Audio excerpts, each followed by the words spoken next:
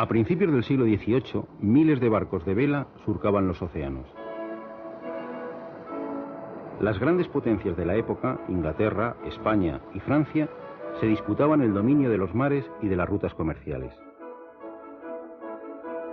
Las marinas mercantes de estos países garantizaban el suministro de los productos de las colonias a las metrópolis, mientras que las armadas de guerra velaban por la seguridad de las rutas y de paso contribuían a diseñar los nuevos mapas coloniales en América, Asia y África.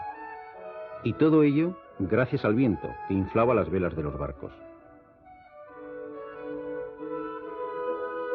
A los 19 años, el joven Euler vivía en la ciudad suiza de Basilea, donde había nacido. Probablemente no había visto un gran barco de vela en su corta vida. Es difícil verlos en Suiza. Y sin embargo, con su primer artículo iba a ganar en 1726 el premio de la Academia Francesa de Ciencias con un trabajo sobre la distribución óptima de los mástiles en los barcos para aumentar su velocidad. Es la primera, pero no será la última sorpresa que nos dará este genio. De hecho, ganó 12 veces el premio de la Academia Francesa. La familia más popular en la historia de las matemáticas es sin duda la familia Bernoulli. 8 de sus miembros, de 3 generaciones distintas, fueron matemáticos excepcionales.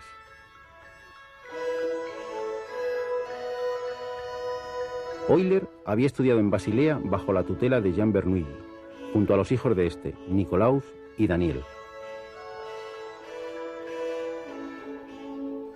Nicolaus y Daniel fueron fichados por Catalina la Grande como profesores de matemáticas de la recién creada Academia de San Petersburgo, y estos llamaron a Euler para ocupar una plaza de profesor de medicina. No es tan extraño, ya que Euler había estudiado, además de matemáticas, teología, astronomía, medicina, física y lenguas orientales. Con solo 20 años viaja a Rusia y a los 26 ocupa la cátedra de Filosofía Natural en San Petersburgo. En esta época resuelve uno de los problemas más famosos de la historia de las matemáticas, el de los puentes de Königsberg. Königsberg era una ciudad de la antigua Prusia situada a orillas del Báltico. Está atravesada por el río Pregel, que la divide en 4 partes conectadas entre sí por 7 puentes. Los vecinos se preguntaban cuál sería la ruta para atravesar los 7 puentes pasando solo una vez por cada uno. Euler demostró que eso era imposible, dando de paso origen a una nueva rama de las matemáticas, la teoría de grafos y redes. Representó cada barrio como un punto y cada puente como una línea que une 2 puntos. Para poder trazar la ruta pedida, pasando una sola vez por cada puente, es necesario que de cada punto salga un número par de líneas, salvo el punto del principio y el del final. Sin embargo, Euler observó que los 4 puntos tienen un número impar de líneas, con lo que es imposible recorrerlos todos pasando una vez por cada uno de ellos.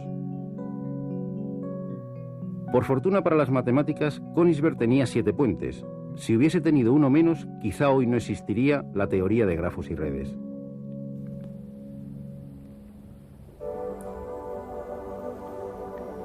Hasta 1741, la pluma de Euler va a suministrar un ingente material a la revista de la Academia de Ciencias de San Petersburgo. Material que abarca todas las ramas de las matemáticas, pero que incluye temas de óptica, de acústica, de hidrodinámica y de mecánica. En esta época, Euler pierde la visión de un ojo. A pesar de ello, y de haberse quedado ciego 17 años antes de su muerte, la edición de sus obras completas, llamada Opera Omnia, pesa más de 170 kilos. Estos cuerpos son poliedros convexos. El nombre de Euler está íntimamente ligado a todos ellos. Este es un cubo. Está formado por 6 cuadrados iguales. Este otro tiene 4 caras triangulares y se llama tetraedro. El número de caras de este otro es 8. Es un octaedro. Este es un icosaedro. Está formado por 20 triángulos iguales. Este otro el último sólido platónico, está formado por 12 caras pentagonales. Es un dodecaedro. Todos ellos tienen sus caras iguales, y en cada vértice confluye el mismo número de caras. Son los poliedros regulares.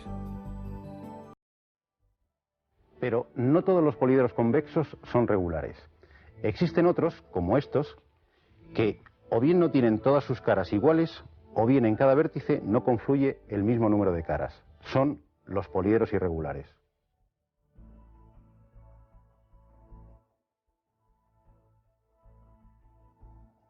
El cubo tiene 6 caras, 4 laterales, una arriba y otra abajo.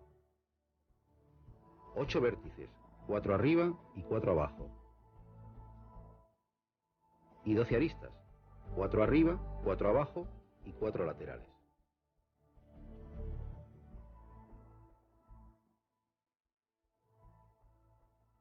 Si sumamos el número de caras más el de vértices, 6 más 8, obtenemos 14, 2 más que el número de aristas.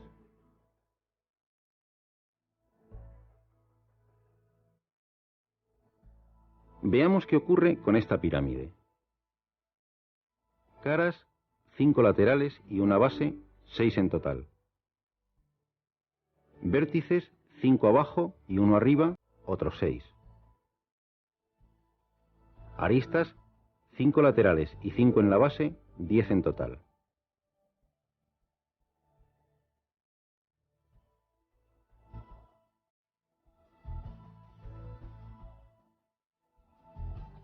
Vaya, otra vez las caras más los vértices es igual al número de aristas más 2. Y esto ocurre con cualquier poliedro convexo. Euler fue el primero no solo en darse cuenta de esta relación, sino en demostrar que sería así con todos ellos. A la relación caras más vértices igual a aristas más 2 se la conoce desde hace más de 250 años como la relación de Euler. También hay una recta que lleva su nombre. Esta vez tiene que ver con algo tan estudiado a lo largo de la historia como los triángulos. La mediana de un lado es la recta que une el punto medio del lado con el vértice que está enfrente. Las 3 medianas de un triángulo se cortan en un punto, el baricentro. Algo similar pasa con las rectas perpendiculares a cada lado que pasan por el punto medio, las mediatrices. Se cortan también en otro punto, el circuncentro. Ya no nos sorprende que las 3 alturas también se corten en otro punto, el ortocentro.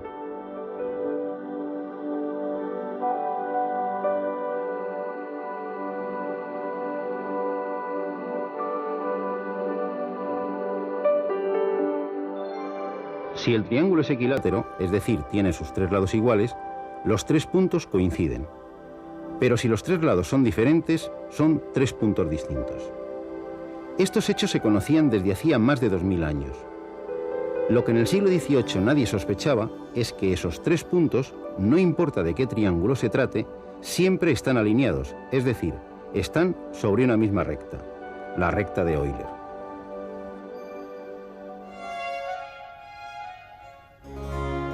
En 1741, Euler es fichado por Federico el Grande de Prusia para la Academia de Ciencias de Berlín. Allí vivió hasta 1766, admirado y reverenciado por toda Europa. Una prueba de este respeto por el bueno de Euler, en medio de una Europa convulsionada por las guerras, se produjo en la guerra entre Rusia y Prusia. El ejército ruso invadió Prusia y, como era costumbre, saqueó todas las granjas que encontraba a su paso, entre ellas una de Euler.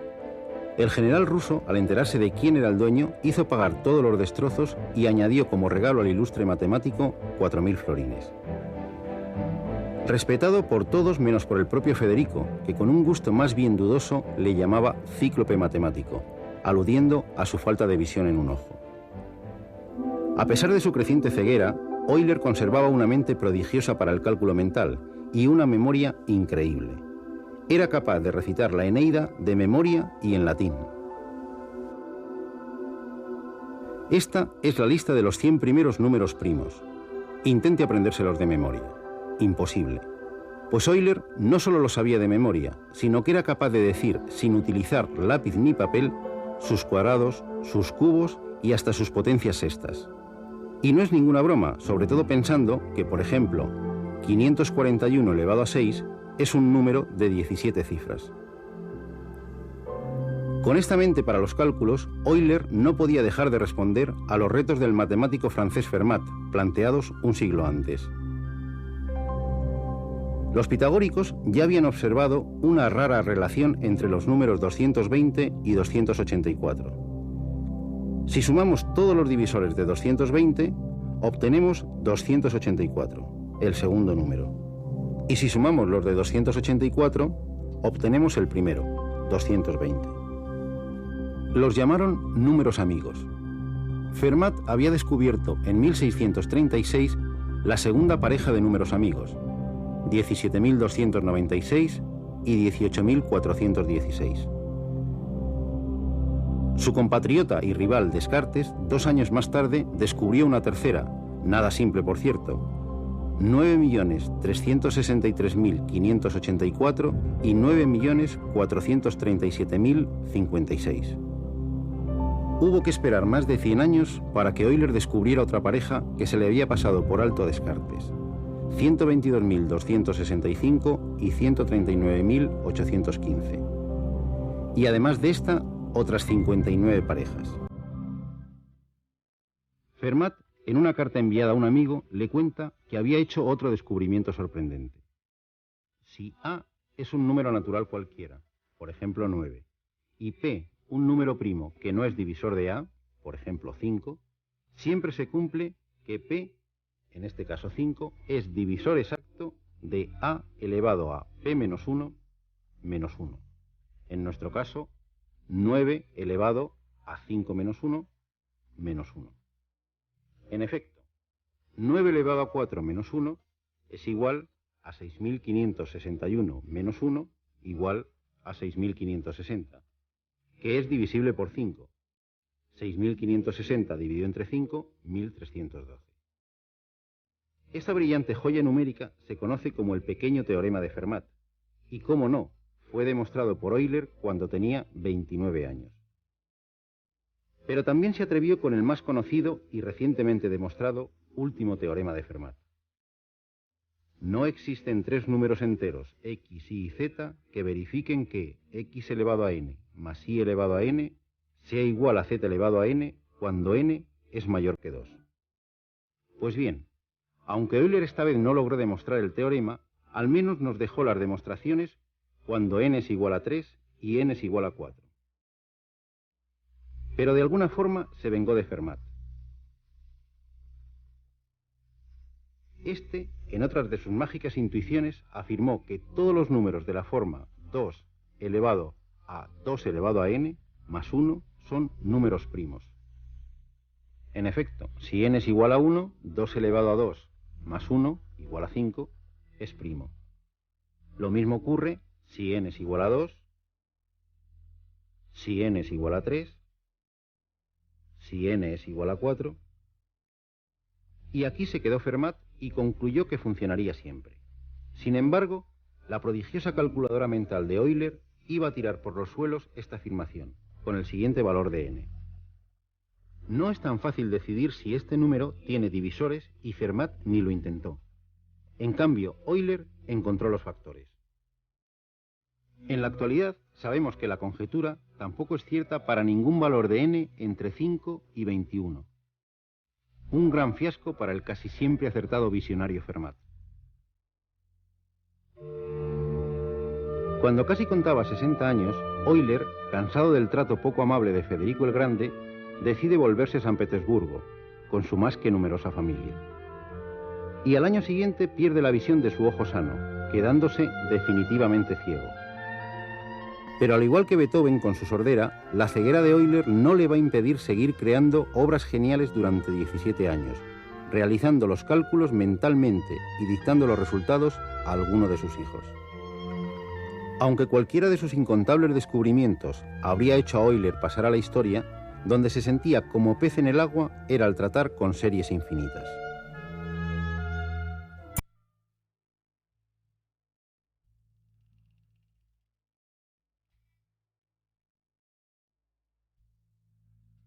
Esta es una serie infinita.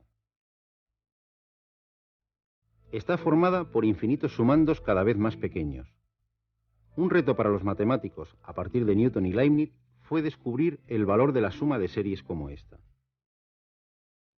A pesar de sumar infinitos sumandos, el resultado es un número pequeño, 2.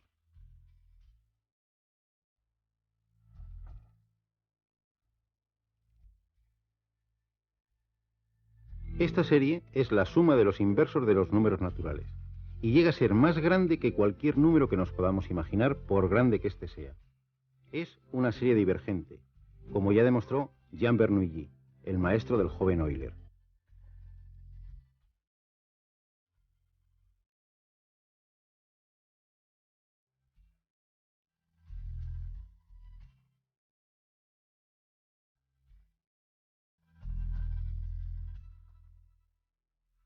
¿Qué ocurrirá con esta otra, formada por los inversos de los cuadrados de los números naturales? Euler calculó la suma de los 100 primeros términos hasta encontrar un resultado con más de 20 decimales.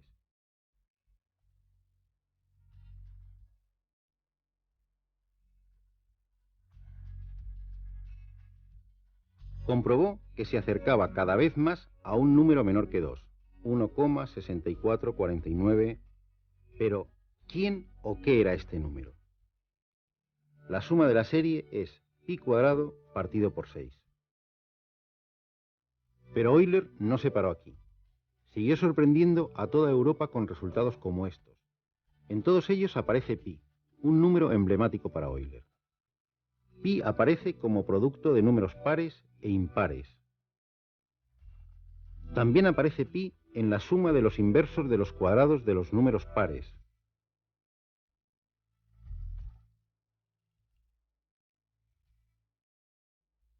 Y volvemos a encontrar a pi en la suma de los inversos de los cuadrados de los números impares.